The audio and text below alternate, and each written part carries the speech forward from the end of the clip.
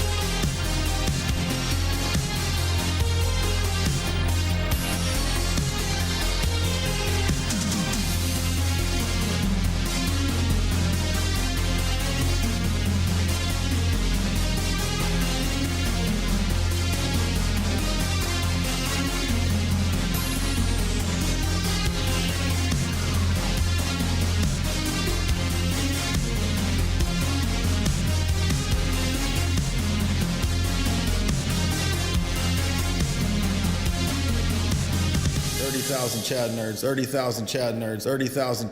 Can you hear me, nerds? 40,000 of you. Live.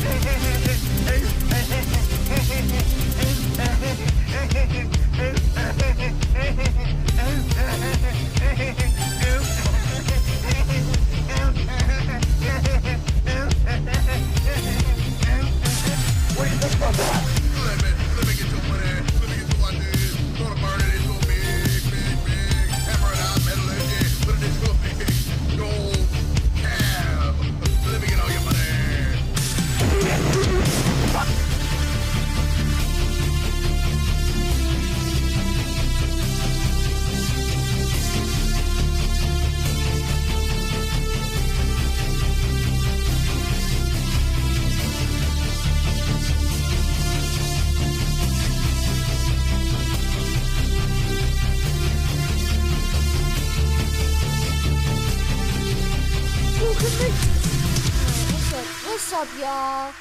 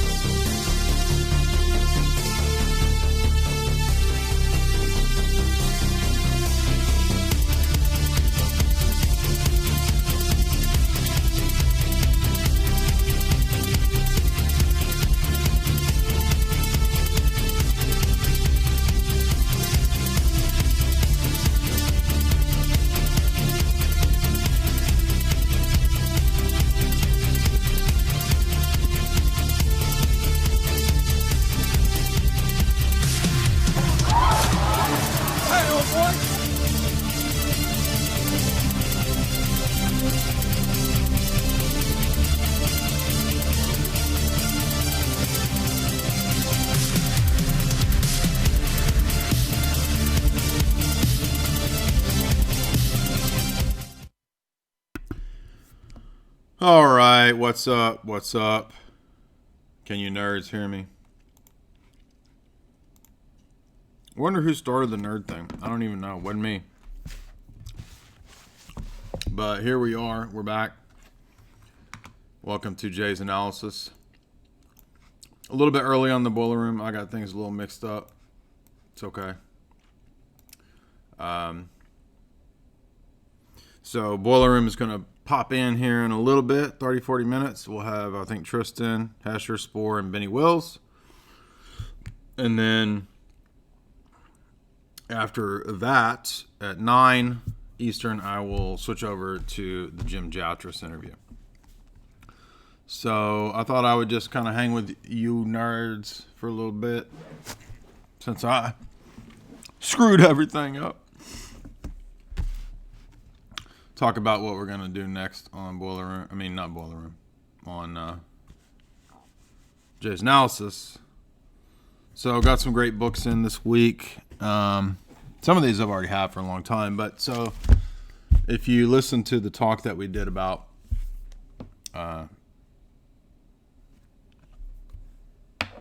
Barlam, the debate between Palamas and a Barlamite, I said that in part 2 we would do some more of the triads and then we would get into Maximus. So what we're going to be covering is the sections from the 200 chapters on theology, not the whole book, but there's a couple significant sections at 5-10 pages where he actually, much like John Damascus does, a proper approach to the philosophy of Aristotle.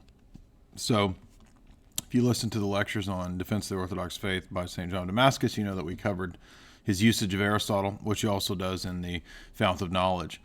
There's a lot of similar usage here.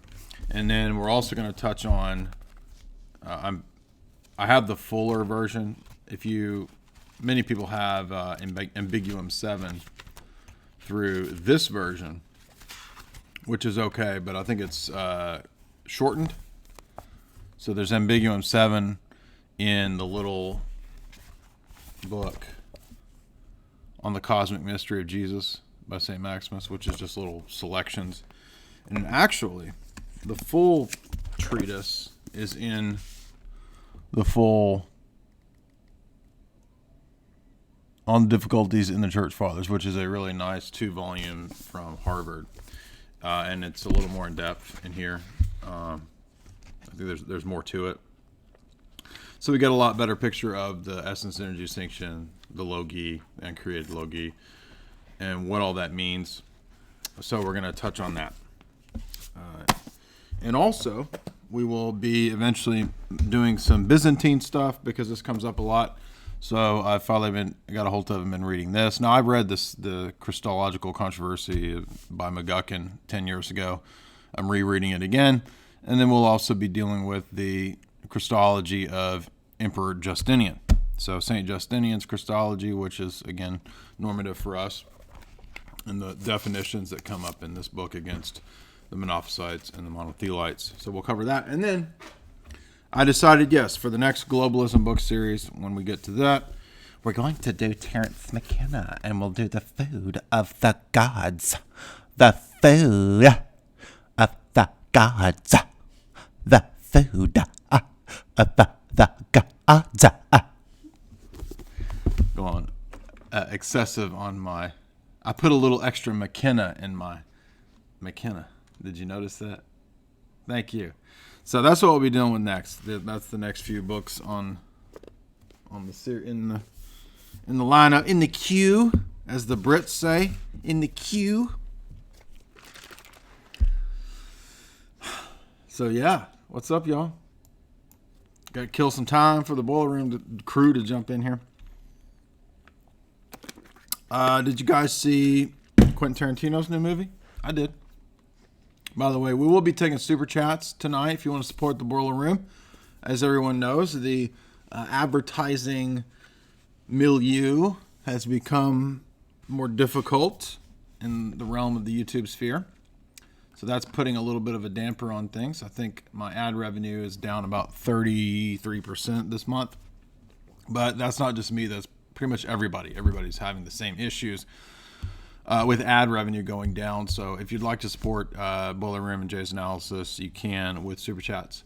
You can also support me at Jay's Analysis by subscribing for the full content.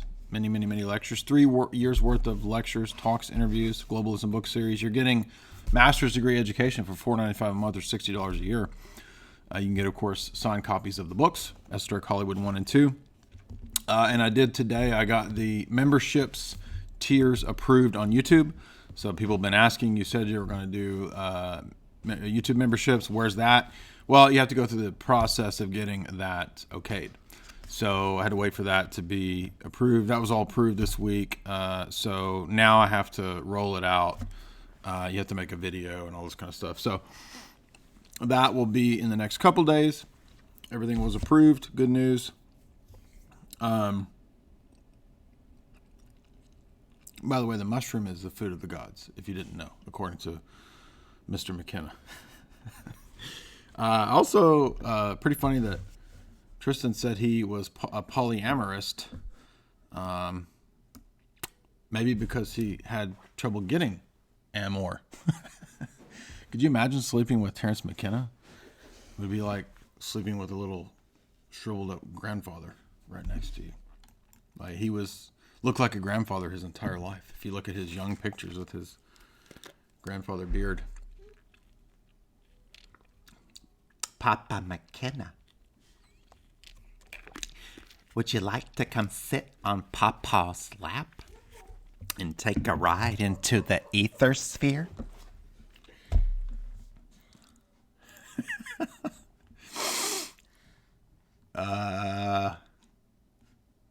What's this picture? Here's a funny picture. Ooh. I'm just throwing out random shit. Doesn't have any meaning. So there's that. What else is going on?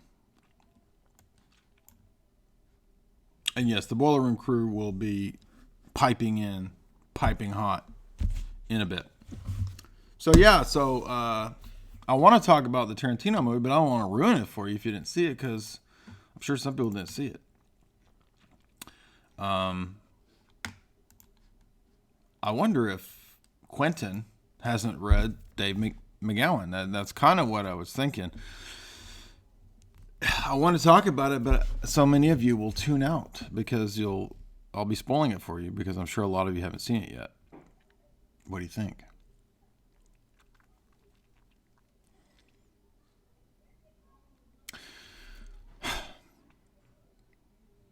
It's not the movie you think. It's not a Quentin Tarantino. That's what kind of surprised me. And some people were saying, well, it's because it's no longer with Weinstein. So this is the first Tarantino movie that's gone in a different direction. Could be. I don't know. Maybe, Quentin Tarantino a long time ago coined, I think, the term M. Night Shyamalama Ding Dong. And if you've not seen the movie, Quentin throws us a Shyamalama Ding Dong twist. You get a Shyamalama Ding Dong twist from Quentin Tarantino. Quentin Tarantino Linga Ding Dong. M. Night Shyamalama Tino. M. Night Shyamalantino. Quentin Tarantino. No, none of those work. Anyway. So yeah, we've covered, and there's all the Tate stuff out. I guess that's probably some kind of anniversary, right? So we got the Sharon Tate, Sharon Tatino, Quentin Tarantino doing Sharon Tate in this movie. We've got another movie about Sharon Tate that was a bomb. I don't remember the name of it. Something Sharon Tate. Echo in the Valley, the documentary that came out about Laurel Canyon. And probably something else. I don't know. There'll probably be another Manson or two movies coming out in the next few months. I don't know. That's usually how they do it. Hollywood will do this kind of thing where they kind of roll out a bunch of similar types of stuff in a short time span. I think it is some kind of anniversary. Is that right? Somebody will know in the chat.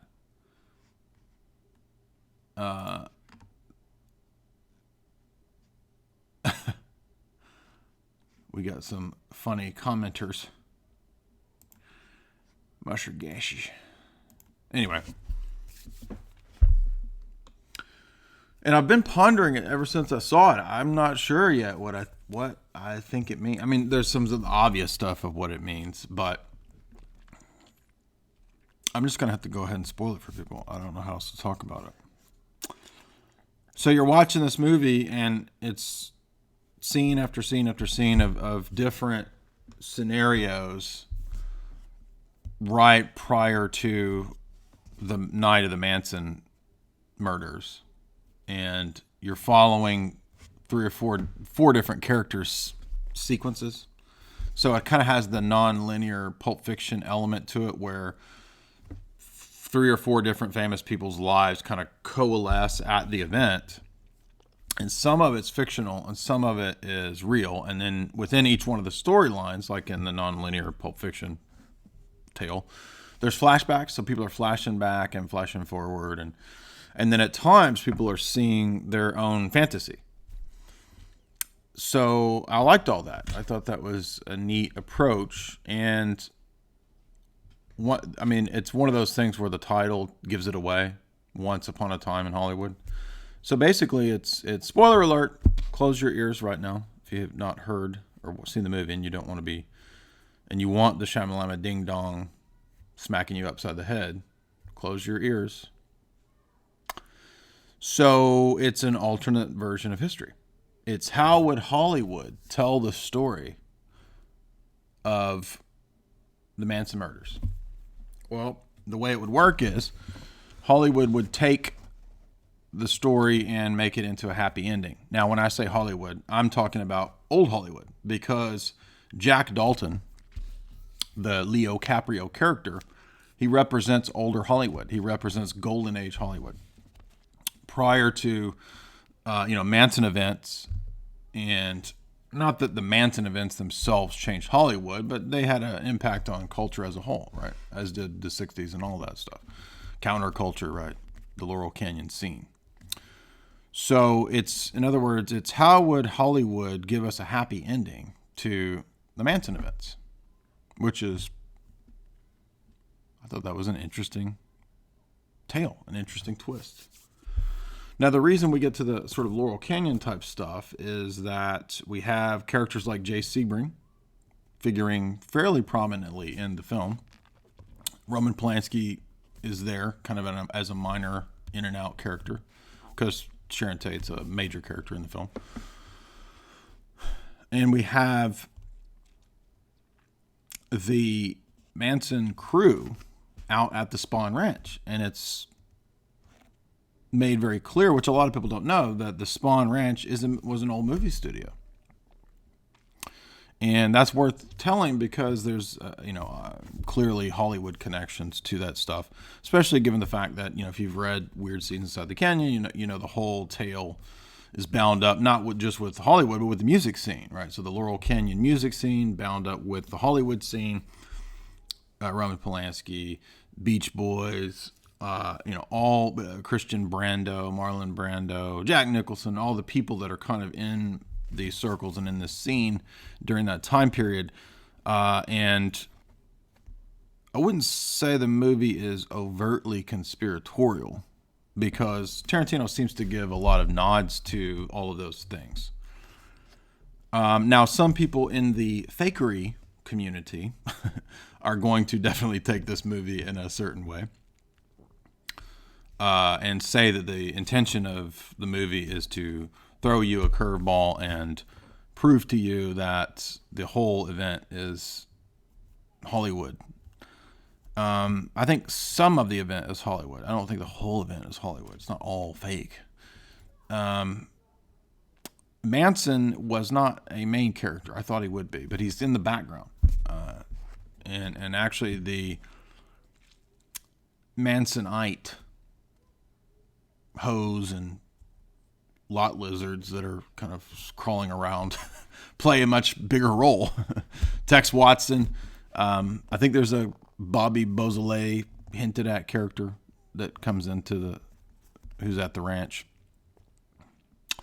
But it's also interesting to me because, 4 months ago I was in the canyon area at Topanga at the last remaining Old West studio, the Paramount Ranch, which subsequently burned down 3 weeks after I left when I did that talk that you can watch on YouTube, right?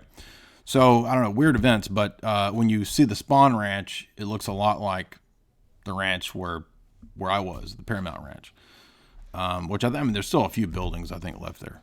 Maybe not everything burned down, but a lot of the Paramount Ranch burned down, a couple months ago in those fires out in California. So, but remember, Jay Sebring is connected to the mob. That was part of the Laurel Canyon thesis of Dave McGowan. I don't think Tarantino had anything to do with that. Now, there was an interesting scene where he throws the Playboy Mansion in, and I think Dave does touch on the Playboy Mansion maybe in a couple areas of the Laurel Canyon book, but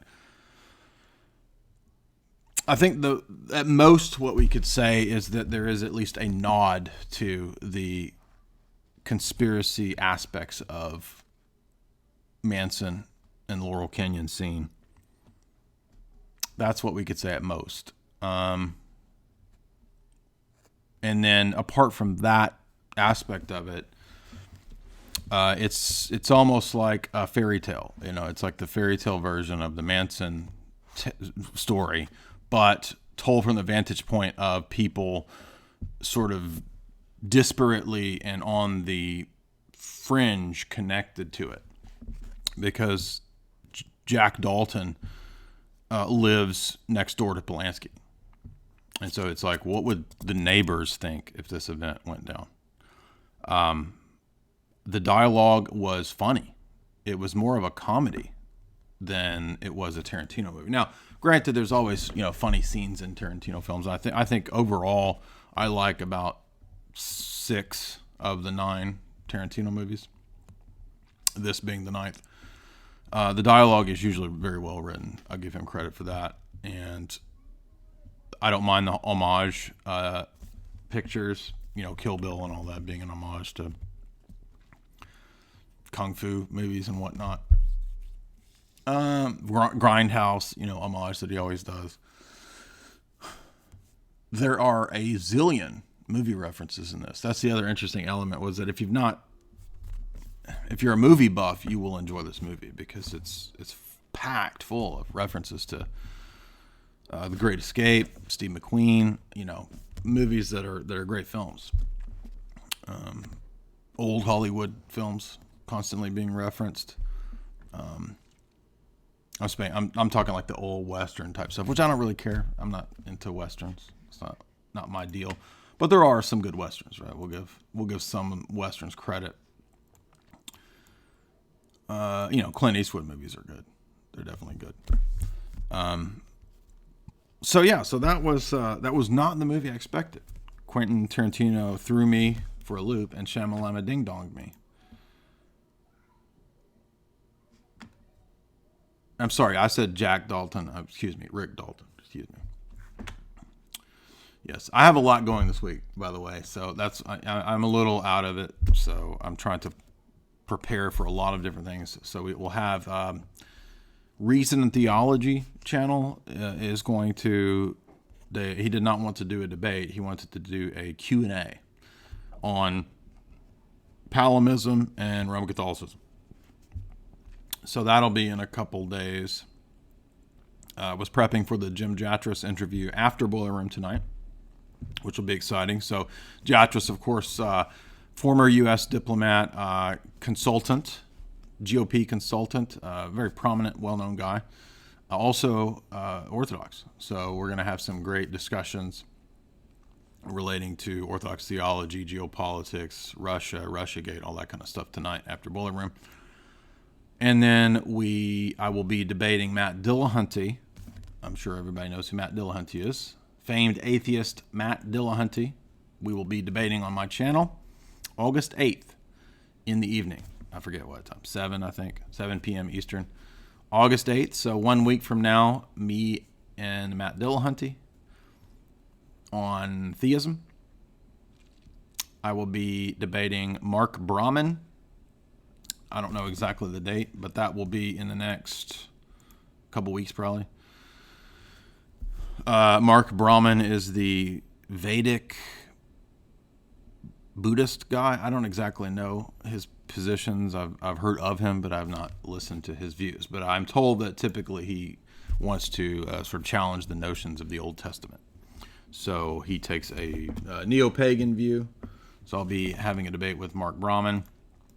I believe another Islamic scholar wants to have a debate.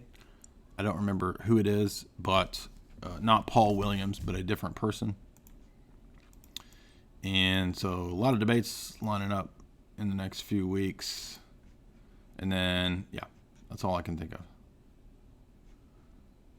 So, yes, Dillahunty has finally agreed to a debate. Now, people keep asking about debating Steven Anderson. That's not going to be worth anybody's time. I don't think that guy is even worth debating. I don't think that would be. Some people, I think that would be another trying to debate a guy who can't control himself type of situation. You know what I mean? So a lot of these people think they want to debate, and then when you have them on, they lose it. And they realize they didn't really want that. Anyway, so, but I'm excited to talk to Jatras tonight. We're going to have a great talk. And I don't know what the plan for Boiler Room is. I think we're going to have, like I said, Benny Wells, Primal Edge, and Hesher and Spore, so far as I know. But thank you for joining me. We'll roll out the memberships this week. We'll do the Essence Energy discussion that's in St. Maximus Confessor, because that's very important. That'll be the part 2 to the Palimas talk from the other day. And then we will move into Food of the Gods by Terrence McKenna. So a lot of people say, why won't you? It's time to launch into the Psychonauts. Launch into the Psychonauts as propaganda analysis. Absolutely. It's definitely time to do that. and der Boomer. Heil der Boomer. If a boomer did a heil, it would have he would have either a Monster Energy drink or a Coors Light when he did his heil. Right? That's how you do it with the can of brewski. You notice too that boomers always drink domestics, and then millennials are into craft brews. Craft brews, bro.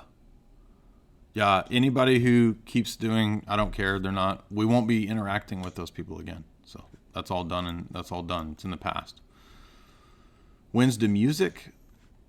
We already did the music, bro. Every time I open up with the music, people fuss about it. What is this music? What's this stupid music? What's this autistic music? It's titled autistic music. I know it's autistic music. That's what it's titled, bro. There's a classy kick for you guys. No, this is my favorite. Let's put this up. Yeah. We do promote reading here. And what better poster to have than Nicolas Cage promoting reading. And not just reading, but reading my book. So there you go. That's the show image we're going to go for here. All right. So, Q&A. What's up, y'all? Open forum until the Boiler Room crew arrives the next probably 20 minutes. So we got a few minutes here. Support Jay's analysis with super chats. I'm very famous. You can super chat me and send me your money. And who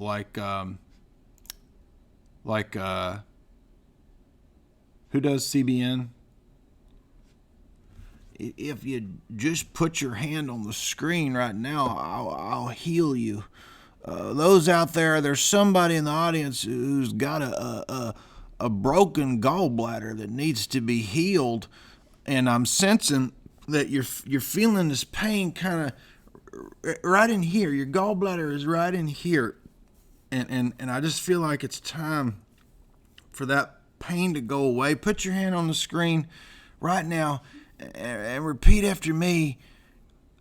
I will give Jay a super chat, and I will then be healed from my broken gallbladder. Pat Robertson. That's what I was trying to think of. Now watch. Somebody will clip that out, and they'll say that I'm literally asking for people's money like Pat Robertson.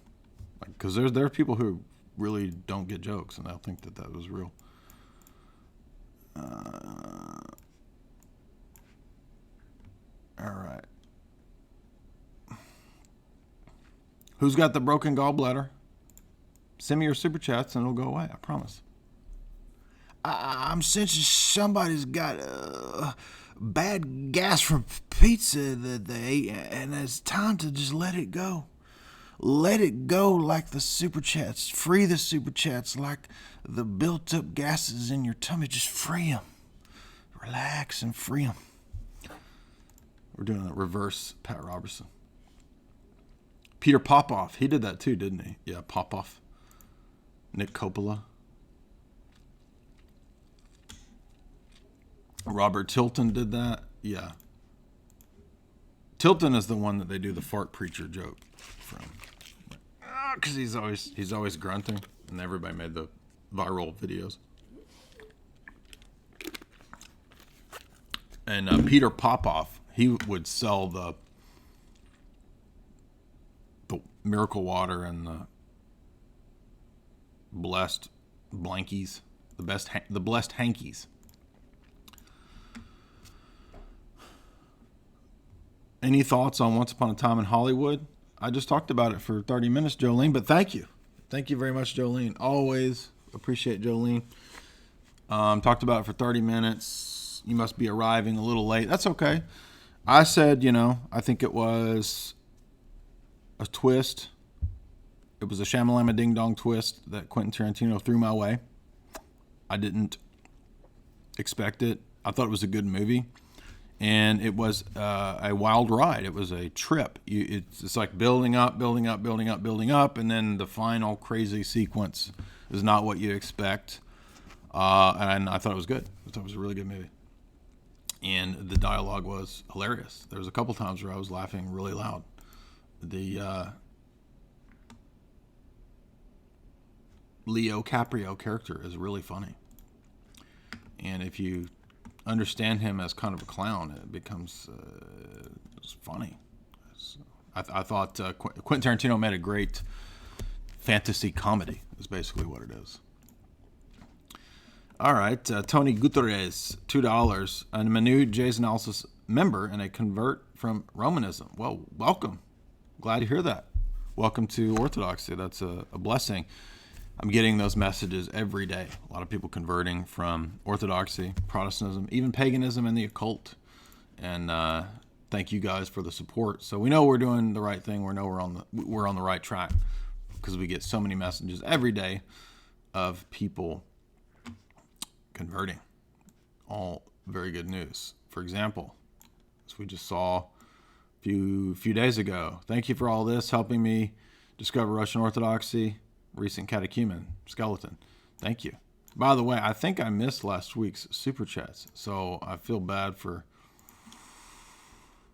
last week's Boiler Room because I had had the debate to do right after Boiler Room, and then I forgot to read the super chats. Let me see if I don't know if I can find those. Dang it.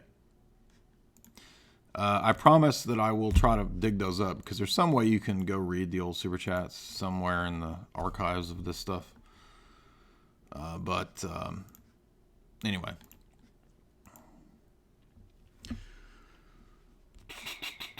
Everybody's asking the really serious philosophical questions.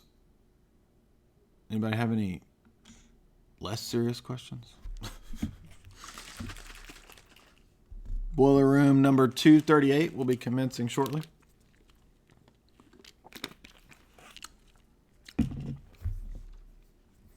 Block Party Vintage, what's up? Cult Commando, what's up? That's a cool name. Schmuck Puppet, what do I think of Russia and Putin? I think that Putin has done good and bad.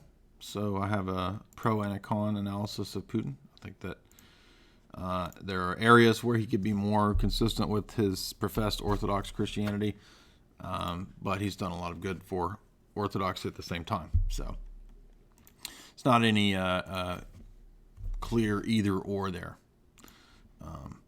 Aaron Nuska, 20 A's. My broken gallbladder was removed earlier this year. I told you I was basically reverse healing it because I was tapping into alternate time quantum consciousness back when you were feeling that problem. That's what I was tapping into there, Aaron. And so basically I healed you is what I'm trying to say. I ordered both of your books last week. See, there are some smart people left in the world. That was a boomer dad joke right there. Have you seen the series Dark? Yes, I am through the first 5 episodes. Now, Hesher and Spore have progressed on into the second season. Yeah, I know. It's about CERN and time travel and dimensions and esoteric stuff. Yes, I know. I'm not sure what I think about it. To be honest with you, I don't actually like the show. I mean, I'm willing to continue to watch Dark because of the esoteric stuff. But I also kind of don't really like it.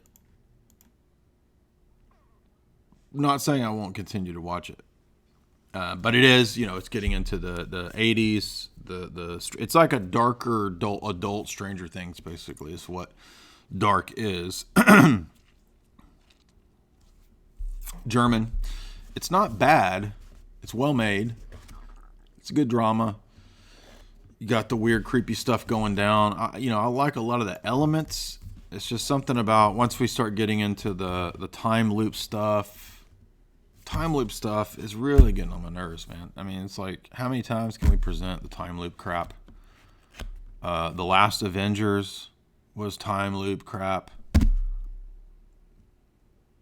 Remember the X-Men? One of the X-Men was time loop crap. It's like all these shows fall back into when they don't know what to do or where to take it, then they fall back into the throw in the Back to the Future time loop. You know, it's like a fallback thing. We've already had Back to the Future. We've already had Terminator, all of which are really good and well executed stories based on the time loop. How many times do we have to have the time loop thing? I think the time loop stuff is overused and dumb. So I'm not, you know, I'll still watch something with the time loop, but I mean, come on, man, it's getting old. Time loop. The time loop is the low IQ version of, you know, like, that's what the normie thinks is really deep, you know. Predestination versus free will. What if you went back in time and, like, fell in love with yourself or whatever? Like, what if you changed your gender and went back in time and then you saw yourself and then you fell in love with yourself? Like, would that be legit? Like, whoa, dude, mind blown. That's actually a sci-fi movie. Remember Predestination? She goes back in time and falls in love with Ethan Hawke and it's herself or something. I mean, what? Did you guys see Predestination? Now, wasn't that the plot of Predestination? Yeah, the last debate was pretty funny. Thank you. I do agree with that. It was funny. Am I excited for any new video games? I opened up new characters in Mario Kart the other day. New video games. I played the new Resident Evil reboot of Resident Evil 2. That was a lot of fun, but it was short. It was over, like, once you beat Leon's storyline, then it's just the chick and it's the same storyline. I've been too busy. I haven't had time really to keep up with video games much. Although, by the way, I have been playing BioShock. Everybody says, when are you going to do a talk on BioShock? Yes, I'm replaying BioShock. So we have the Ayn Rand idea of the breakaway civilization, the John Galt type of idea. You know, going back and playing BioShock, because I played it back when it came out. You know how the when you're playing BioShock and the hand goes pops up. So you got breakaway civilization, John Galt type stuff, underwater, Captain Nemo, John Galt, and then you've got everybody basically genetically modified. They're doing all these genetic modification experiments. And by the way, that's in the news this week. Yes, I know. I saw the independent article. Human animal hybrid clone stuff. Oh, it's in mainstream news now, right? Well, keep in mind that the rat that had the mouse that had the ear growing on his back, that's not really a cloned ear growing on his back. All they did was grow some culture in a mold of an ear and stick it under the skin of the rat. Look it up. The Viconti, I think it's called the Viconti mouse ear. It's bogus. So point being, don't believe all of the crazy tales of scientific, you know, achievements just because they're in mainstream news. Even those can be, because I remember back when they did that dumb ear on the back of the mouse thing, they presented it like, we have cloned an ear and grown it, you know, on the back of a mouse. This is and it was all baloney. So yeah, just look up the ear on the mouse, and even the Wikipedia, the mainline Wikipedia tells you that it wasn't really an ear grown on the back of a mouse. It's bullshit. Aaron Newski, thank you though for that. I'm glad your gallbladder is doing better, and you can thank me being possessed by Pat Robertson. Joseph Kerr, $10. Did you see Mount Athos Exposed from Steven Anderson? Yes, that's all I've heard about all week. But I don't ever watch that goofball. It is full of dumb slander. No shock there. He thinks the Orthodox clergy are evil because they wear robes. Yeah, that's a really solid argument, bro. I mean, really, if you're dealing with people at that level, I mean, come on. It's really not even worth really debating somebody that's, you know. It's like debating a kid or something. You know what I mean? So I don't think it would be very fruitful to try to have a debate with. It would be more like comical entertainment, and I don't really like to give religious, theological subjects the impression that it's the realm of entertainment. I mean, sometimes that might be called for if you're satirizing, you know, like when I did Pastor Randy Balls, that video. I mean, that's appropriate because it's satirizing something ridiculous. And yes, Pastor Anderson is ridiculous, but there would be no way to have a real discussion with that guy. It would just be total clown world. Honk, honk. So I just don't think that would be that fruitful. All right, we got to get the battery 80%. Connected to Jason's iMac. Do you like her voice? Is it sexy? That's Stephen Hawking's girlfriend. We got to make sure that we got everything connected for the Boiler Room crew when they start honing in here in a moment, so that we can connect them broskies and chickskies. Okay, so we got that right. Output, yes. Output volume, yes. All right. So anyway, Pastor Randy Bowles. Do they really have? That's what I want to know. Do they really have human animal clones? Now, I don't doubt that they couldn't inject things into people and modify people, perhaps to an extent. I would say that's plausible, but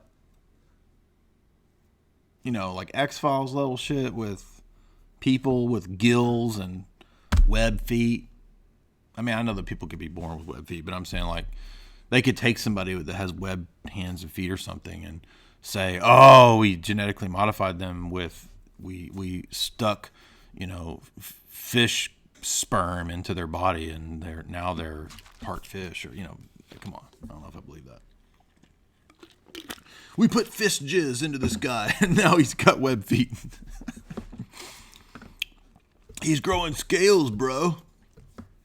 It's all real. Now keep in mind, what are the economists? This is what I always have to bring up to the people that, you know, talking about more peer review. More peer review, bro. It's peer reviewed. Remember that the Lancet journal said that over half of the peer review stuff is fake. It's bullshit. They don't really peer review. The Rothschilds' elite top of the pyramid magazine, The Economist. What did The Economist just put out this year? Well, let me show you.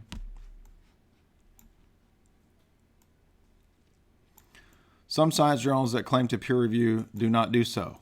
And then when you read the actual article, it's like 400,000 journals. 400, are there that many scientific journals? Anyway, I guess. Anyway, it's a big amount. And that's why the Lancet did their study and said, oh, it's actually 50% of peer review is nonsense.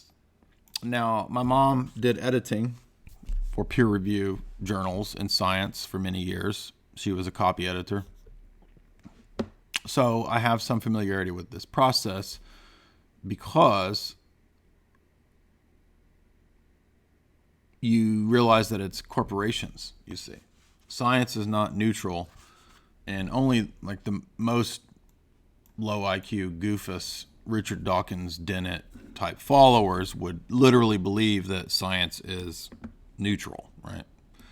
That science is not epistemically theory laden, that you can literally be purely neutral, that facts don't come, that our belief systems aren't theory laden, that propositions, ideas aren't theory laden, that we can interpret a fact with pure neutrality, brute facts. I mean, philosophy has progressed beyond this. Science itself doesn't even affirm this anymore.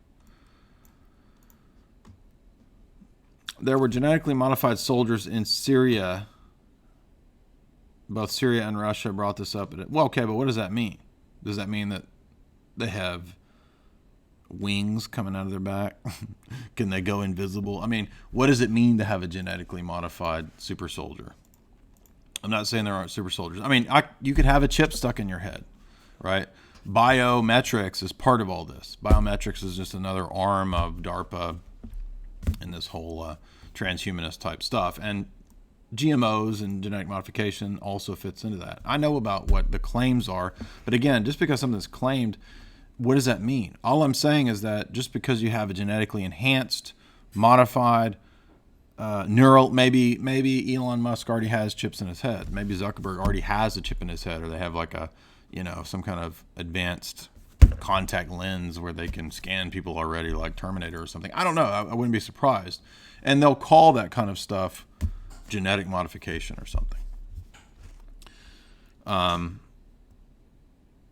I'm not saying that it's absolutely impossible that anyone has been cloned, but I will say that isn't it ironic that the claims of cloning were by crazy cults, the Raelian cult were claiming to clone people, and who runs this cult? A con man? Come on. So what I'm saying is that just because these big entities claim this stuff, or even if a government says that it doesn't mean that it's so, or that it's really, really happening. They'll say that robots are conscious, and then they don't have any definition of consciousness, and then they'll turn around and deny that consciousness exists. But they'll say that robots are conscious. So there's a huge amount of propaganda that goes into scientism. So I'm just saying, be skeptical, right? The same people who are telling you this are the same people who, claim all the moon bullshit. So don't accept something because, quote, science and establishment academia says it's true. Bacher Wise, $5. Orthodox catechumen here. I'm a former keto, mostly carnivore. How do you recommend dealing with? Okay, we get this question all the time. Because there's nothing inherently denying orthodoxy if you have medical issues where you have to have a different diet, right? I mean, orthodoxy doesn't demand that you die if you have diabetes because of the diet and the fast. I mean, come on. And most people are aware of this. I mean, I have a friend who is a deacon whose wife healed from, in part, this diet. So people are becoming more aware of, keto diet and this kind of stuff. So I don't think it poses any challenge. And if you are presented with that as a diet necessitary, you do the best that you can and you fast from other things. We're not saved by keeping specific minutia about what foods we do and don't eat. Now, I'm not saying that we don't fast. We should fast. But I'm saying that the purpose of fasting is to help you attain self-control. It's not an end in itself. But good question. Thank you. Get that question all the time. Literally every day somebody asks me that question. I'm not bitching at you. I appreciate you asking it. But since you sent the super chat, put your hand on the screen right now. Put your hand on the screen. And let's just repeat a Pat Robertson type of prayer. I feel like you have issues with your diet, the keto diet, and let's just... There you go. I'm being silly. I'm telling you, somebody's going to take that and they're going to be like, he's just like Pat Robertson. What a con man. Where's Boiler Room? It's 8 o'clock. Shocker. We don't start at 8.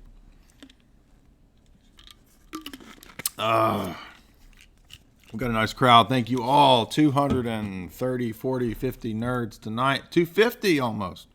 What's up, nerds? Thank you guys for showing up. Boiler Room's about to start here in a few minutes. And then we'll have Jim Jatras in 1 hour. So this will be a brief Boiler Room from my vantage point. 1 hour Boiler Room. And then we'll switch over to, I'll leave a little bit early from Boiler Room, and we'll switch over to the Jim Jatras interview. Now, I want to be fair and precise because I actually got it wrong. I wrongly titled Jim. So I want to be sure that I get his description correct. Jim Jatras is a former U.S. diplomat and foreign policy advisor to the Senate GOP leadership And he has many, many articles on foreign policy, on geopolitics, many articles he's written at Chronicles Magazine. I'm sure if you're fairly conservative, you've heard of Chronicles Magazine. Plenty of good articles there. And then Jim's website is, I think, what's he call it? The Jim. He's got many RT op-eds that he's written, many articles at Town Hall. And then, of course, everybody I'm sure has heard of Strategic Culture. A lot of great articles at Strategic Culture. Been reading that for many years. Shared that many times. And then he has his website is called jimjotras.info. So you can see the Jimgram, the blog, media appearances, interviews, and then his his articles available here at Strategic Culture. A lot of really great articles at Strategic Culture. So I'll stick that in the chat there. You can check out Jim's columns there. We've got a super chat here. Rolfing Steaks. What's up, Rolfing Steaks?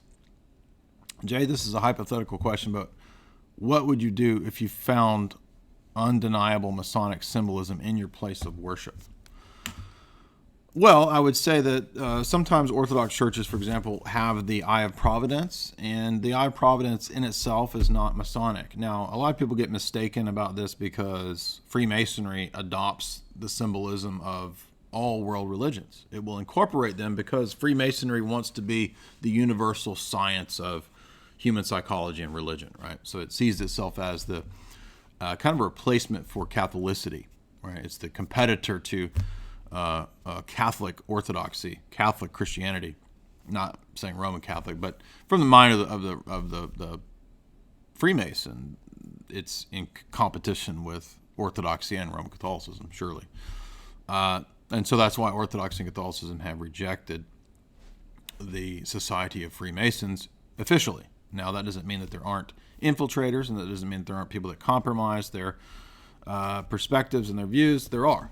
There are priests that are Freemasons, bishops that have been Freemasons, sure.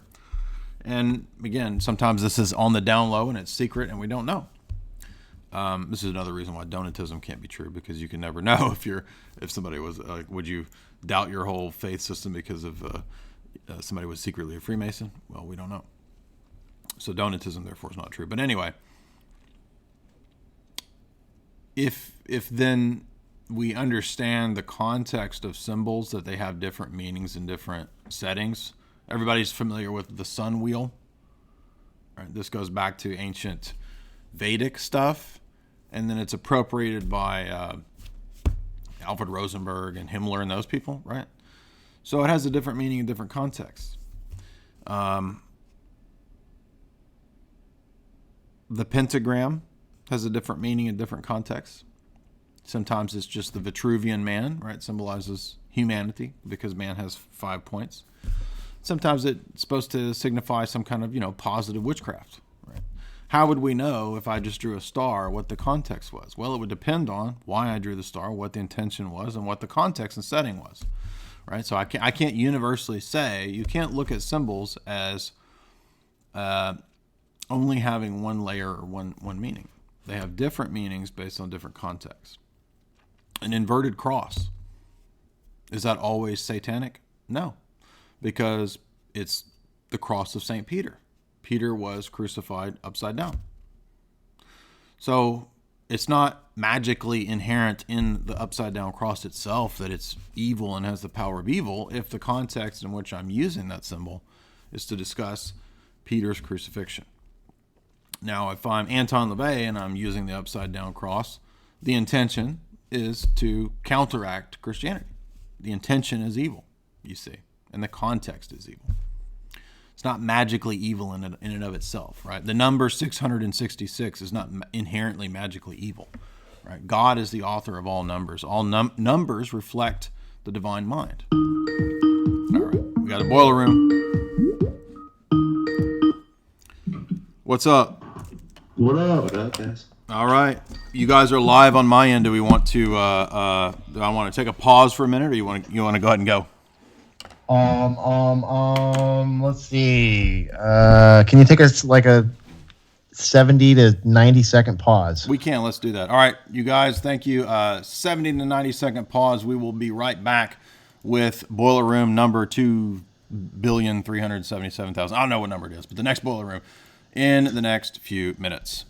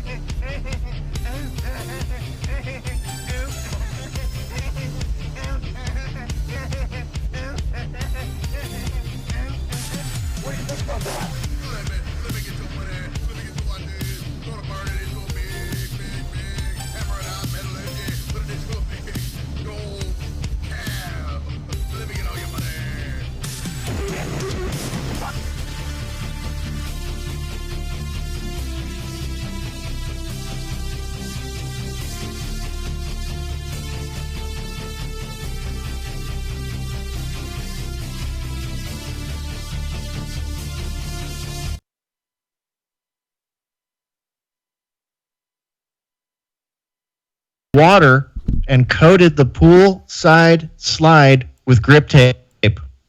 And we're going to slide into the deep end of the media cesspool tonight. Sounds super comfortable, huh, Spore?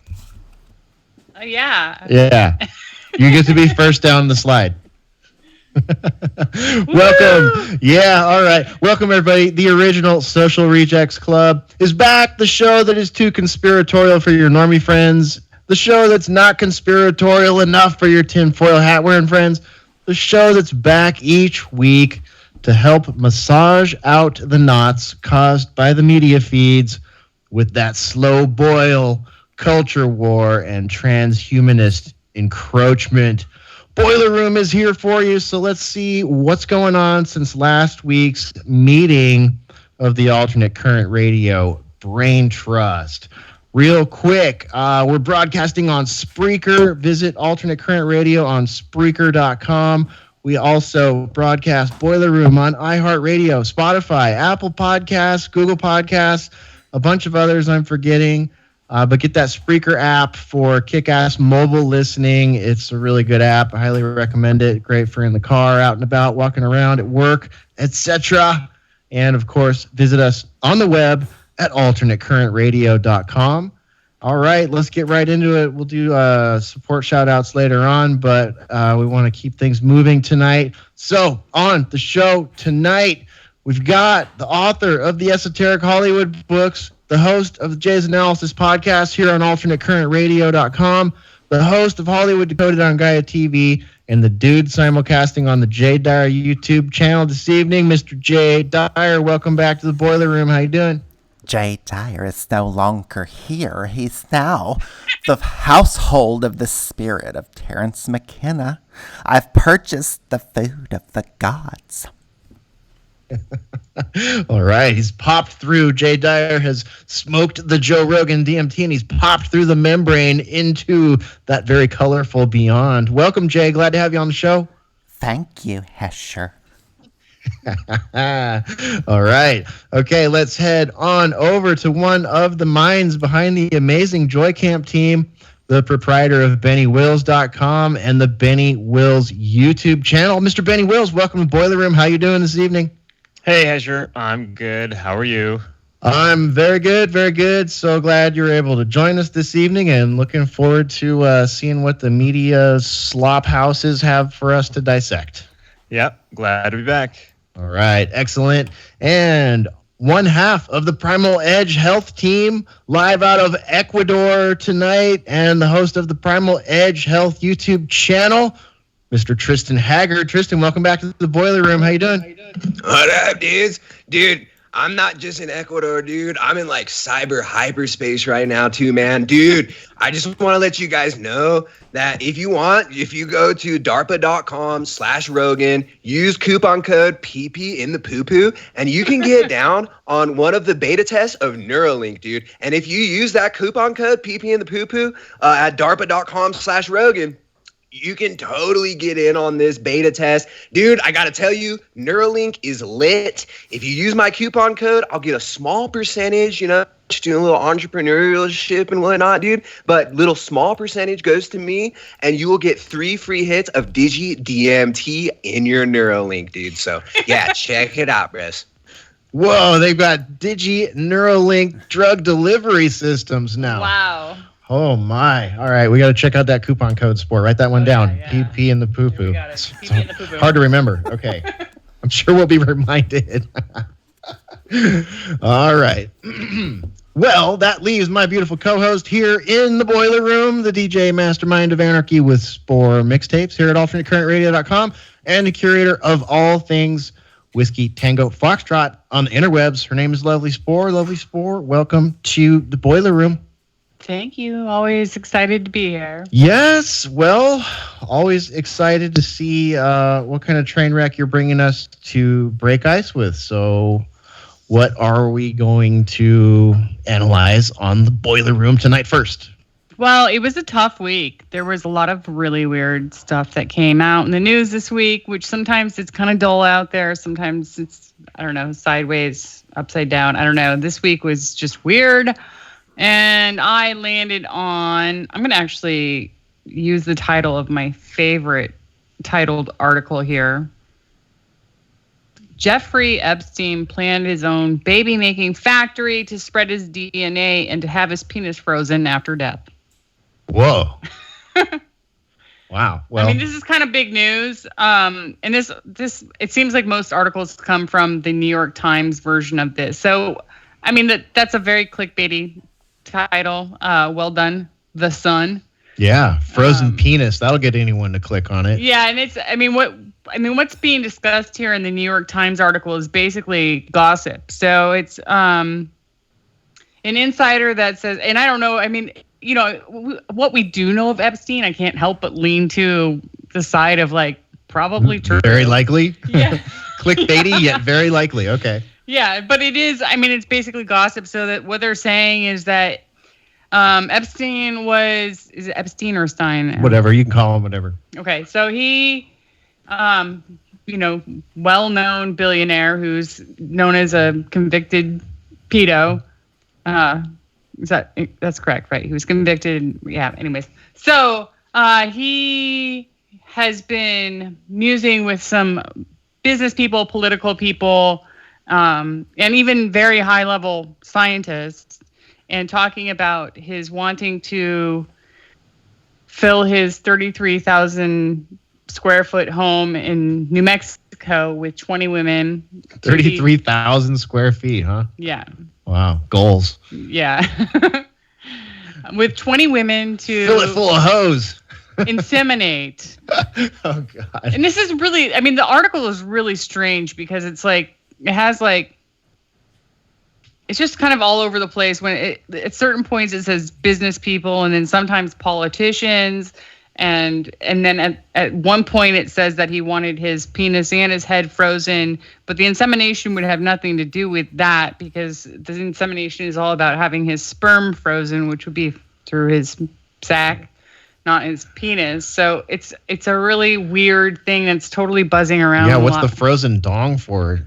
I don't know. Like, that's really weird. I'm wondering. Just freeze that. I like that part. Just freeze it. Save the batter.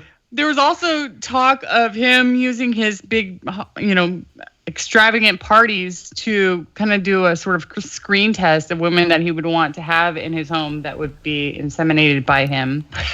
Wow. Is there a salary that goes with living in that home and being inseminated? I wonder what the business model is. Yeah.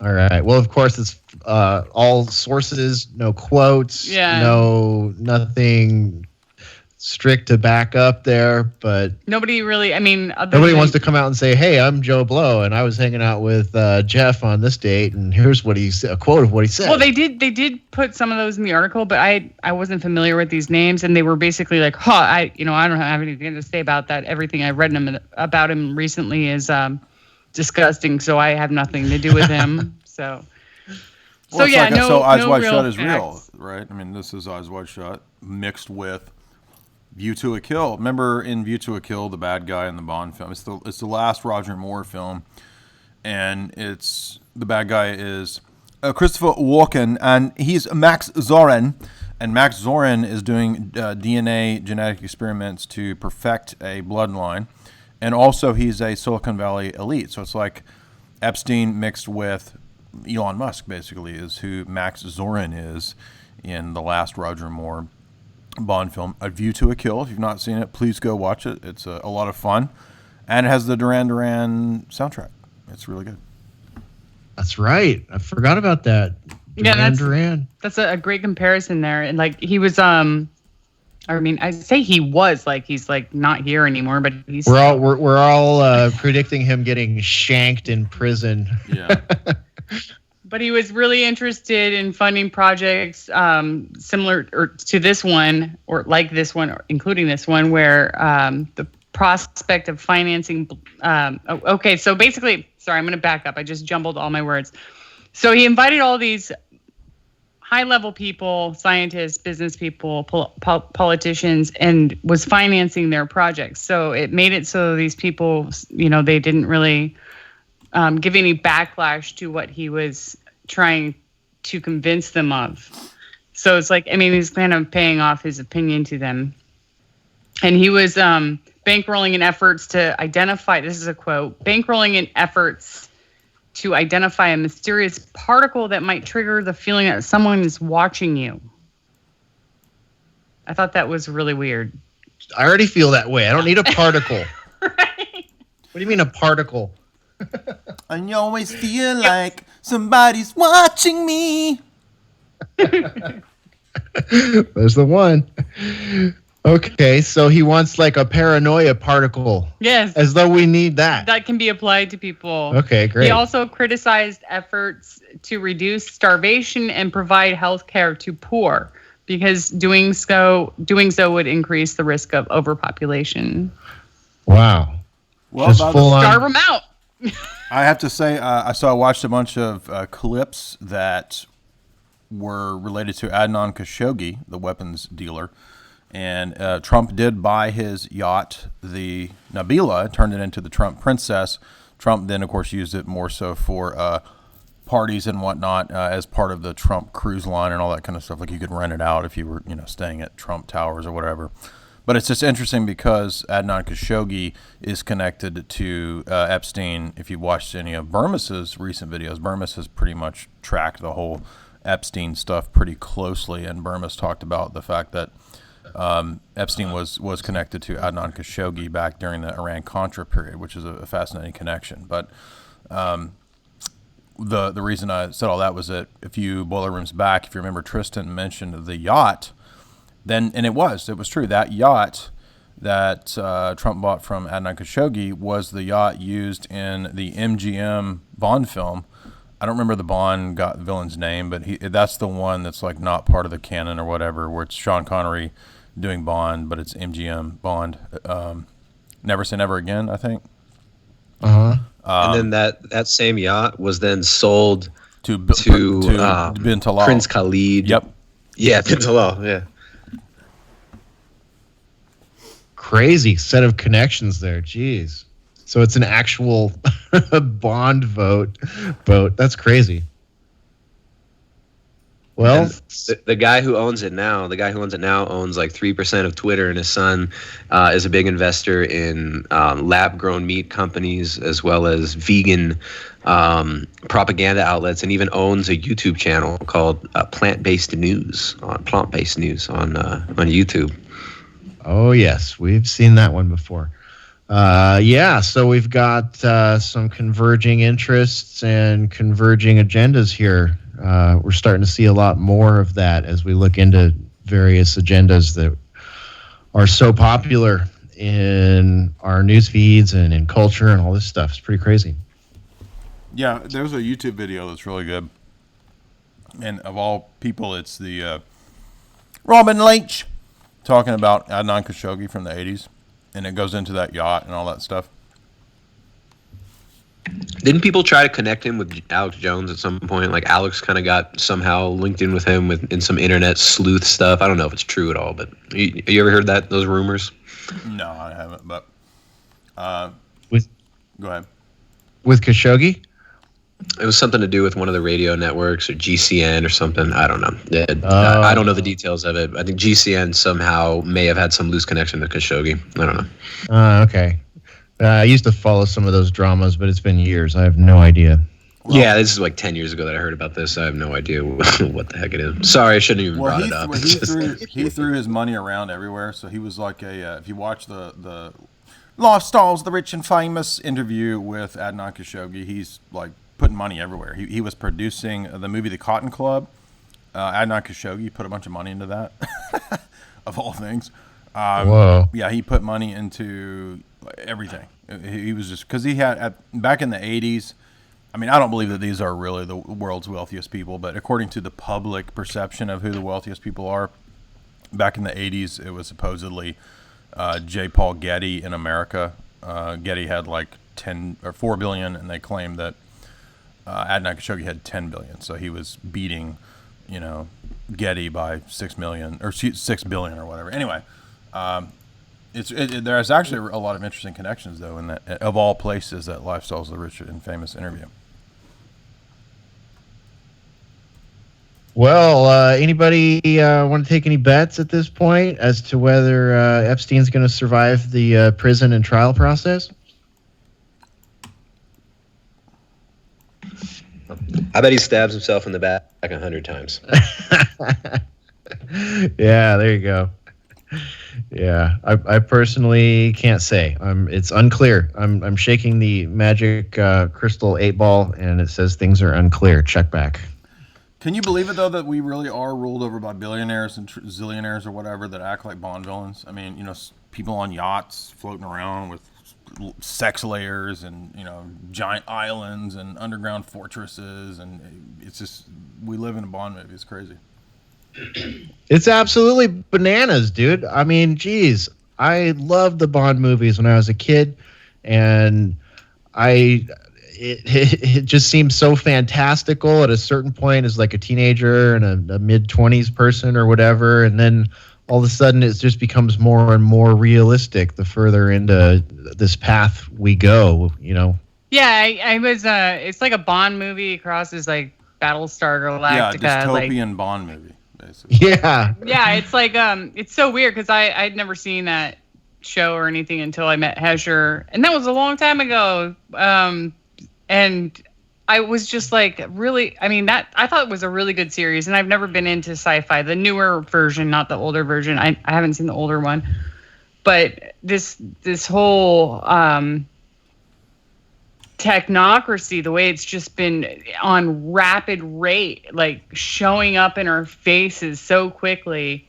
And I mean, just over the last couple of years of doing the Boiler Room, things have changed so much. Right. Oh yeah, I know. It's crazy. It seemed so fringe when we first started talking about it all, and now it's just like, I mean, it's crazy. It's just like today everything we said has been technocracy. vindicated. I mean, we're completely vindicated. Nobody has yet apologized, by the way, after years of calling everybody on our side crazy. I've not really had any apologies. I should have dozens of them rolling in, but. And I'm not expecting them to. By the way, I don't expect them to. Not only I'm have people not apologized, but they've adopted our style and some of our talking points. Exactly too. It's right. like, yeah. It's like, hey man, you're the one that was making fun of us 4 years ago. What are you doing? Yeah, I can't believe the mainstream. You have the New York Times talking about the elite's obsession with eugenics. What the hell is this?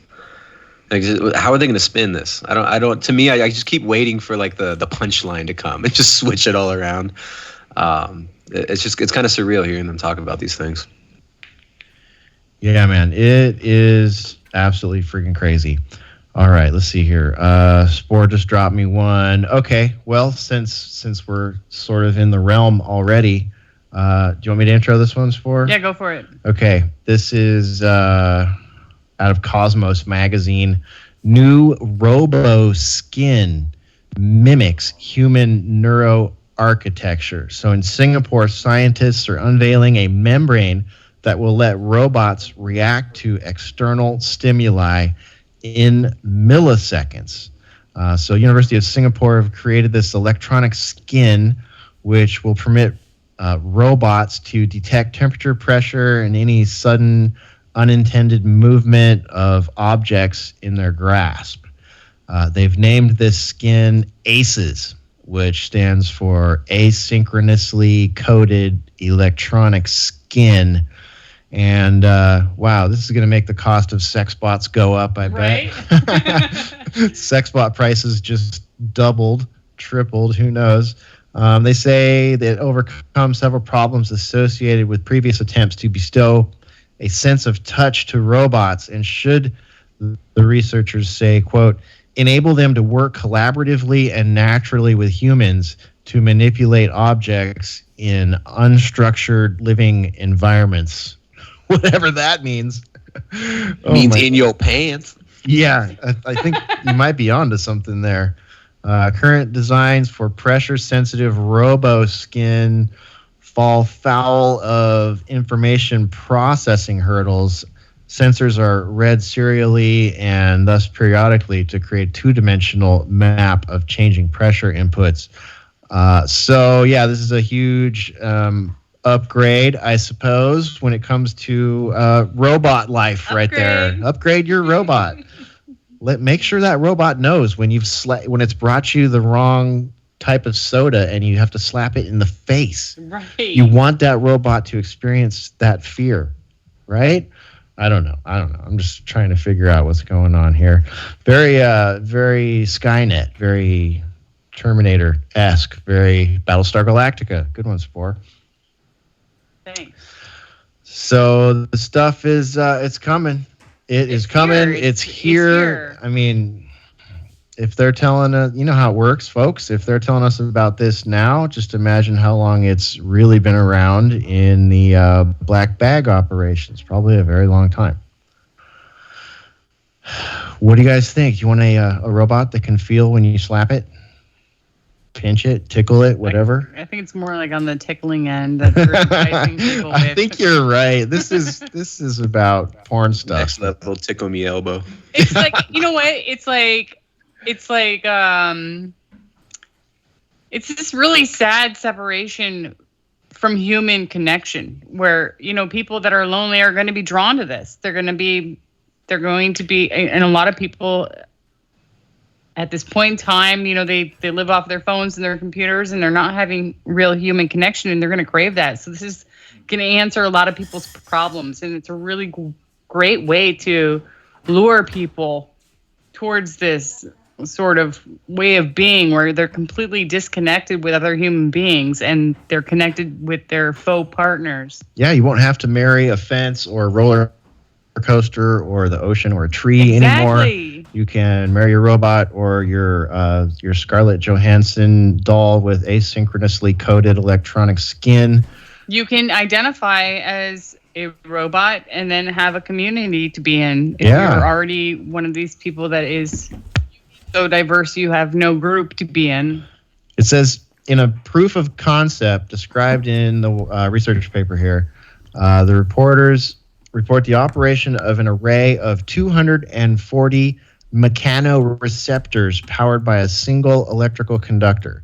The system operated with latencies of just 1 millisecond, which is sufficient for resolving the fine spatiotemporal features necessary for rapid tactile perception. So there you go. You can have a very touchy robot. So, well, I'm sorry. Go ahead. No. Go ahead, Jay. No. What I have here is actually the next. Well, I'll put this on the screen here. So here's a garbage pail kid that predicted all this, by the way. Decapitated Hetty. And you see we will be in vats hooked up to the Matrix, all predicted in this garbage pail kid. But anyway. Good old decapitated Hetty. Yup. So, Tristan, I meant to tell you this like 2 boiler rooms back, and I totally forgot. It was coming out of Whole Foods, and this ties in with all this stuff because it's all this is Tristan vindicated. I was coming to Whole Foods, and there's this giant food truck there, and it's got pizza everywhere. And I'm like, whoa, dude, pizza, that looks good. So I'm walking over there, and the pizza bro's like, bro, you want some free pizza? And I'm like, yeah. And then I look on the ground, and there's actually whole pieces of pizza just sort of tossed about. And I'm like, what is going on? In the parking lot of Whole Foods, there's pizzas. All right. So it turns out you walk over there, and they're giving out tracts, like literal little brochures, as well as giving out pieces of pizza. And they have a hashtag connected to it called Pizza Truth. Yes, you heard me right. Pizza Truth. I wonder what kind of hashtag they're trying to kind of co-op there. And as you can see, I'm not making it up, there is the brochure, Pizza Truth. And then you realize why everybody has been tossing their pieces of pizza out. This is a plant-based pizza with meat that's plant-based. It's Beyond Meat. It's a Beyond Meat pizza. But you don't pizza, bro. It is. You don't realize it. Dude. You don't realize it until you read it. And look, it's called Pizza Enlightenment. And then it's got meat, right? So it's like Meat Lovers Pizza, but it's all Beyond Meat. Meat Lovers Pizza. Wow. I'm looking at the pictures of their little truck too. Yeah, that's what was out front of Whole Foods. Yeah. And they've got like dreaded, bros out there like, bro, it's a pizza, bro. Check it out, it's totally vegan. There's no meat, even though it's got meat lovers. Dang, dude, I wonder what kind of budget they're working with. Just giving it away. Giving this shit away. Nobody even wants it. They get free pizza and they throw it on the ground. It's all just tossed around in the parking lot of Whole Foods. Well, yeah, it's dog food. I mean, essentially, if you look at the ingredients in that stuff. I feed my dogs better food. Yeah, our dogs eat better than people that eat Beyond Meat. I wouldn't give my dogs that stuff, man. I wouldn't even give that to my dogs. I'm looking at the pictures of it. It looks disgusting. Yeah. Like it's pieces of corn and Brussels sprouts and broccoli all over it. There's no cheese. Like, what is the cheese? Let's take all the best parts of pizza and fuck them up. What if we took everything that's good about pizza and turned it into vegetables? Well, and the thing is, it's like being pushed in our faces everywhere here. Like, I'm sure it's probably not happening where you're at, Tristan, but it's like every market that we're in, like, there are like big displays on for this stuff. And you look at it closely, it looks like, from like 4 feet away, you're like, oh, it looks like a burger. And then you get closer and you're like, that looks weird. Like there's something wrong with that. That's not beef. There's an article in I think it was the Telegraph. I put it up on my Instagram. It's Primal Edge Health on Instagram, or yeah, I think it's Primal Edge Health on Instagram. But anyways, all these restaurants, loads of plant-based, excuse me, Klaus, plant-based restaurants are all closing down all around the UK because no one wants to shit cardboard food. These people open up these dumbass restaurants and they think they're going to make it big because Beyonce and Jay-Z are pushing vegan diets and it's all over the news. And the Beyond Burger and CNBC is telling you that plant-based fake food is the future. And it's a bunch of bullshit. No one even wants this stuff. They can't give it away. So they're buying, they pay money to get this stuff put in these displays like at Kroger, Whole Foods. They pay a lot of money to get this stuff pushed out to the front of the aisles. Anybody who's ever tried to get like a product into a place like Whole Foods understands it's not very easy, and to get full penetration into the market all around the world, there's billions of dollars being pushed into this by NGOs, by guys like Bill Gates, by Saudi princes like Prince bin al-Walid bin Talal, who's also been accused of human trafficking, but I'm sure it's just totally not true. This stuff is getting pushed so hard. But at the ground level, no one wants the shit. People want cheese. People want meat. People want good quality foods. And people want to go to farmers markets. And they're even putting out, there was an article, I forget, it was Vox. What a surprise, Vox. Shout out to all the great work in journalism that Vox is doing. They're right up there with Vice, hard-hitting journalism. And they had an article, and it was about how white supremacists are now frequenting farmers markets. That farmers markets are being taken over by white supremacists. Jeez.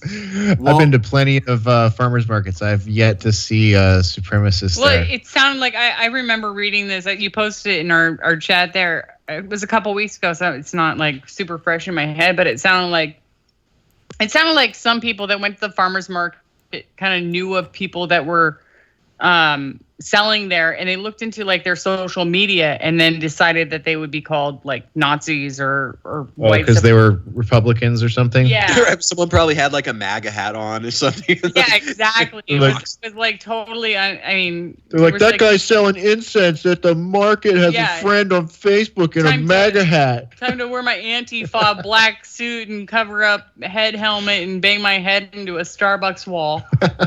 So there was some stuff about milk being like some sort of a white supremacist symbol. I remember that. Yeah.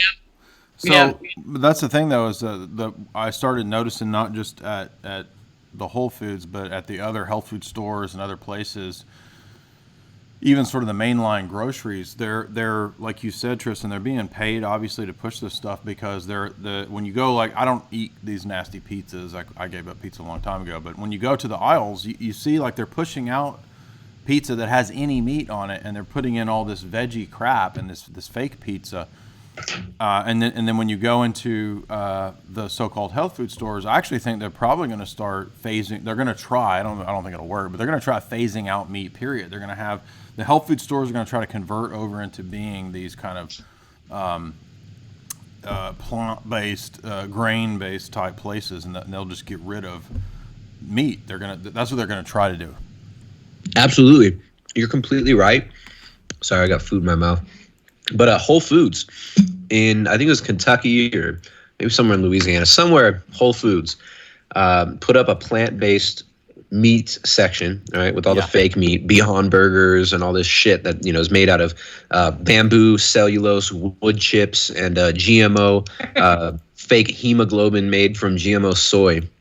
They put up a display and they said evil-free meat, like cruelty. Wow. Like eat meat without the evil. And so Whole Foods is pushing this. And of course, we all know Whole Foods is now owned by Jeff Bezos, Amazon.com. So I always tell people, like, wherever you're at, find who competes with Whole Foods in your town or in your city and shop with them. Because Whole Foods is awful. I mean, they're way overpriced for most of their food. They completely rip off the producers. And the thing is, we got to start going directly to producers, right? Like, you guys live in Texas. There are a few people in Texas that I know, like theprovisionhouse.com, A2 Ranch, and then there's another guy, oh goodness, Garland Farms, and these are just small producers. They've got their own cattle. They do grass-fed beef, grass-finished beef, and you can get stuff directly from them.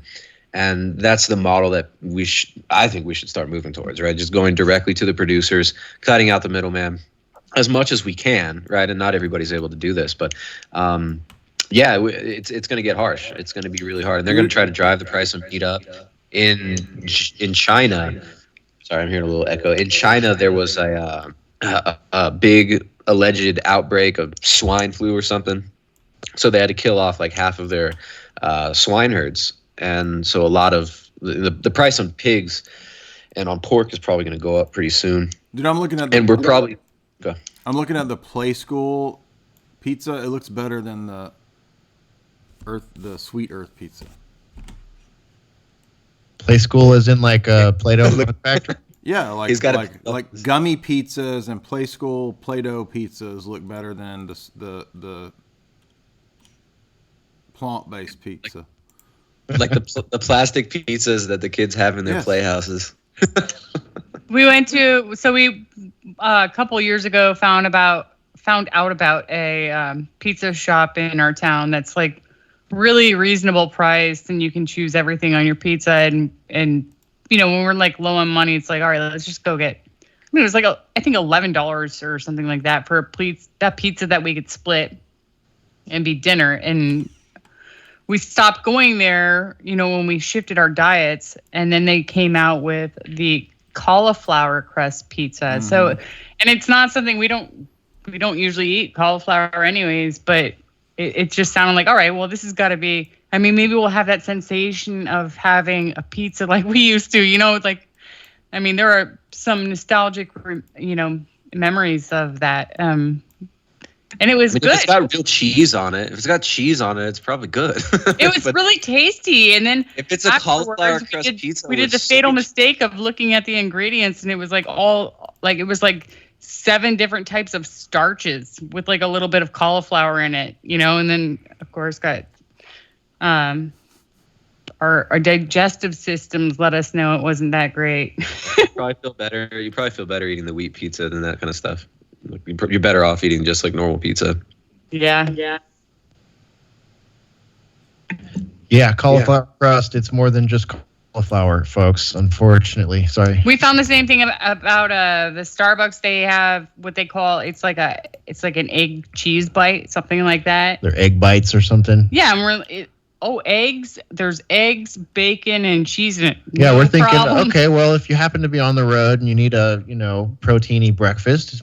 Yeah. And all you have are the giant Starbucks complexes. Maybe that's the right way to go, right? It seems logical. They taste really good, but for some reason we're like extremely nauseous every time we eat them. And then I looked at the ingredients, and it's like 22 ingredients for something that should be 3. It's not eggs and bacon and cheese. It's all kinds of extra crap. This was so crazy. And a lot of countries, they don't want American imports of food. Like in Europe, they have stricter standards on pesticides and stuff. And they don't want the U.S. imports because they know that they're loaded with crap that's completely toxic, that destroys the gut and just drenched in pesticides. I mean, it's tragic. You know what's cool in South America, like the standard restaurants where you get like pretty decent cheap food, they'll have some meat, some plantains, and some rice, you know, just basic stuff. Like, I mean, it's simple, straightforward foods. And they'll use vegetable oil and that stuff. They're not really keen on how deceptive that marketing is. But it's not like in the U.S. where there's just constant fast food everywhere. And the fast food thing and the industrialization of food, people don't realize how big of a part of the control structure that is. When you control food, Kissinger said allegedly to a journalist, if you control food, you control the people. Right. You control oil, you control the nations. You control food, you control the people. That's right.